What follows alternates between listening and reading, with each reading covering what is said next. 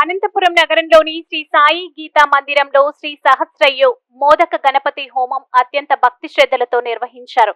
సంకష్టహర చతుర్థి మంగళవారం కావడంతో శ్రీ ప్రసన్న గణపతి సన్నిధిలో ఈ హోమం నిర్వహించారు. వివిధ ప్రాంతాల నుంచి పెద్ద ఎత్తున భక్తులు తరలివచ్చి హోమంలో పాల్గొన్నారు.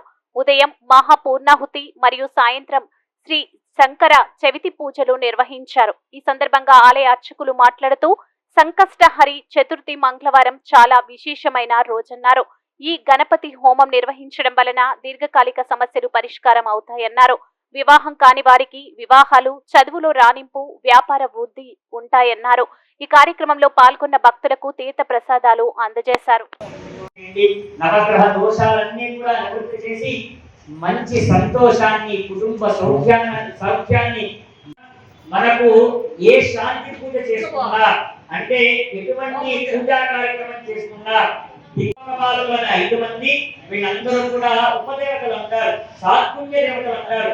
అంటే గ్రహమస్తకం రౌద్రం రౌద్రాత్మకం ఘోరం సంకేతం ప్రణమాన్య ప్రతిదేవత ప్రతిదేవత హేతుర్యకాలు. ఎవరు పుణ్యకార్యాలు చేస్తారు, ఎవరు యజ్ఞం ద్వారా ఆరాధన చేసి మమ్మల్ని సంతృప్తి పరుస్తారు అని చెప్పి 1,000,000 మందికి మొక్కుంటూ ఉంటారంట. కాబట్టి అటువంటి వాళ్ళందరినీ తరింపజేసేటటువంటి గ్రహం కేతు గ్రహం.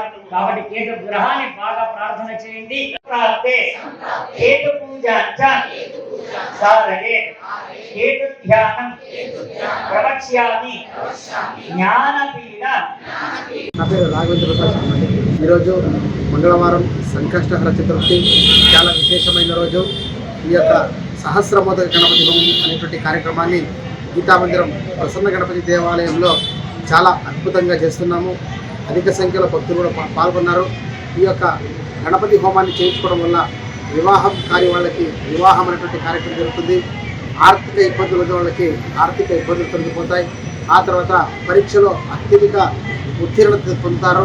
అలాగే మన సంకల్పం కూడా నెరవేరుతుంది ఈ గణపతి హోమం చేయించుకోవడం వల్ల. మంగళవారం చాలా విశేషం.